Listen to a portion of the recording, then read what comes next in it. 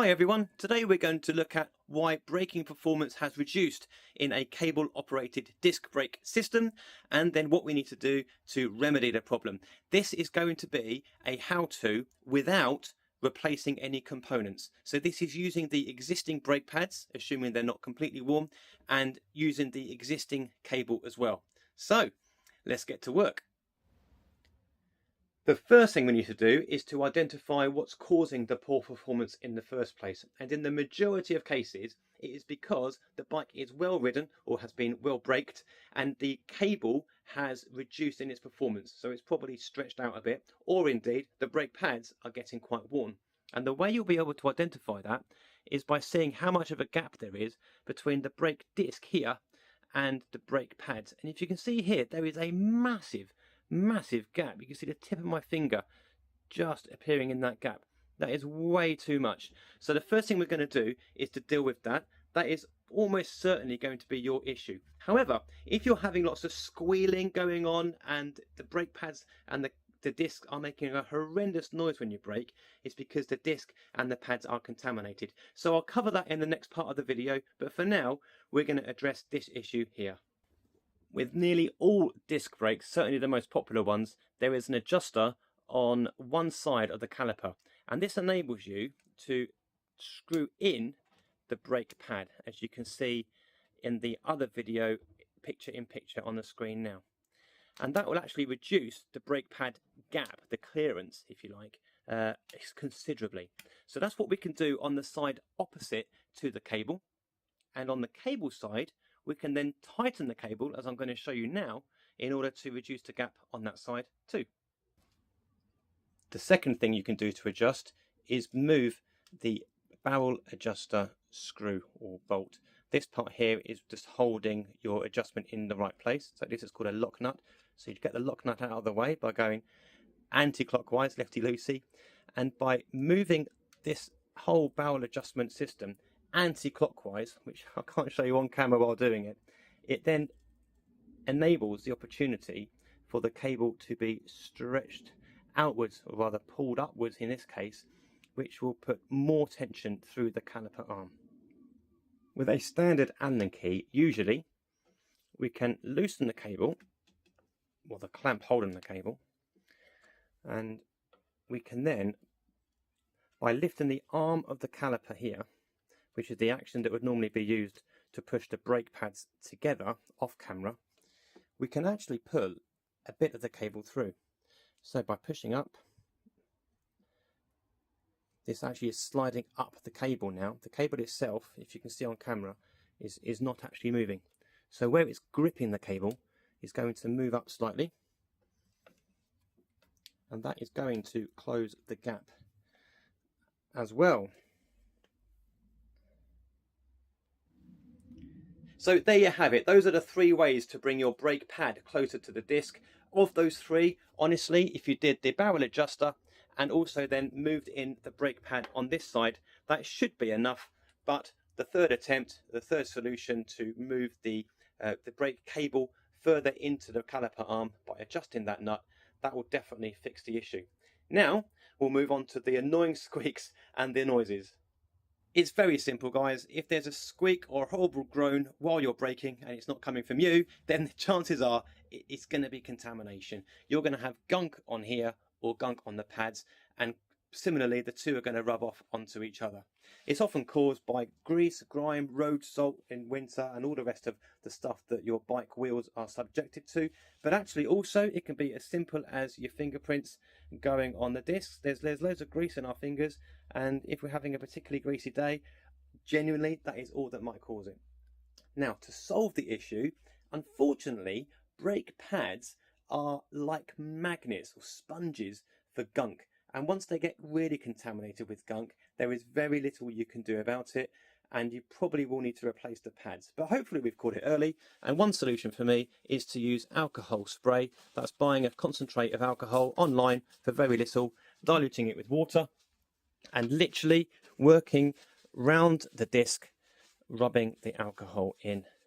And if you use a slightly abrasive sponge as well, that will help. This one probably is not the best because it's starting to come apart, but I'm just showing you for the purposes of the video, you can really work away. Loads of gunk has come off already, and this is on a relatively functioning brake disc at the moment. So if your disc is making horrible noises, I bet you this will come up a really disgusting black colour on both sides. So that's going to be half the solution. The next half is to actually remove the whole caliper and get the brake pads out. This is quite a simple thing to do as well, guys, so don't be put off by it.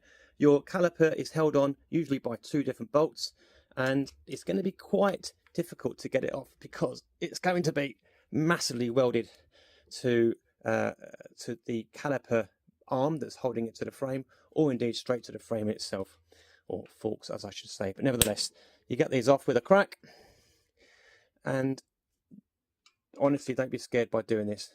Anything that comes off a bike is designed to go back on, literally the purpose of them. So panic about getting it off, don't panic about putting things back together again, because they're literally designed for it. Okay, so once we've got both of these bolts off, the caliper will come off as well. Now it looks like this is a different length top bolt, so for your bike as well, don't get your bolts mixed up because they might be of different sizes. Okay, once this is off, you can have a look down the middle. You can turn the caliper around. Now for these, it's hard to explain because I haven't got worn ones, but these aren't worn at all. Sometimes the surface of the brake pad is so worn, you can almost have nothing after the back surface here. It will be literally metal against metal when braking against the brake discs. So at least we know these are in good nick and good shape. But what we need to do is to remove the brake pad holding pin. Sometimes this is threaded, which this one is. Sometimes it's literally just a split pin, holds everything together. These can be a pain. This one's coming off a treat, but these can be a pain to remove. So slide the pads off. Again, try not to put your fingers on them because we do hold an awful lot of grit and grime in our fingerprints as well. Well, to me, they're not bad, but they're not particularly attractive either, are they? So what I would do with these is I would get some sandpaper and put some sandpaper on the table, rub these just along the sandpaper and just scrape the surface off, and that would be it for me. And then when putting everything back together, which I'll do now, once you've cleaned the discs, along with these nice clean pads with a fresh surface, the squeaking should be gone. But I'll show you one more thing as well, which is how to realign this caliper back onto the disc, which also should rule out some squeaks as well. Now, I've reattached the caliper, but I haven't done it up completely tightly. You can see there's some play. And the reason for that is how we can reset the caliper to be exactly parallel with the disc. I should have mentioned earlier, but when we get the squeaks and the noises, the humming, it's because there is resonance. There is a frequency caused by a vibration. So like I said earlier on with the contaminated discs and pads, that's because of the lack of friction, it's causing the hum. Much like running a wet finger around the rim of a wine glass, it can create a noise. It's exactly the same principle. The third principle as well is that if the caliper is slightly out of alignment, that can also cause the vibration. So what we're going to do here is I am off camera going to squeeze the brake lever towards me, and you will see the caliper move. This part is obviously going to move because that's the cable, but as the brake pads touch each other, you will see this part of the caliper move ever so slightly as well. Hopefully you saw that. I'm going to do it again. So it's just slight movement. With the brake pad still depressed, we then tighten the bolts of the caliper, and that will ensure that things stay as they are. So I'm still holding the brake lever even now. I've locked the pads to the disc, and we're going to tighten this one and tighten the one at the top as well. And then when we release the brake lever, there should be an even gap between both pads running to the disc. One other potential cause of the humming is if the disc itself is slightly buckled, which is quite common in bikes, particularly mountain bikes as well. This is easily remedied, particularly if you have a brake disc truing tool, but usually this noise is accompanied by a scraping or rubbing noise.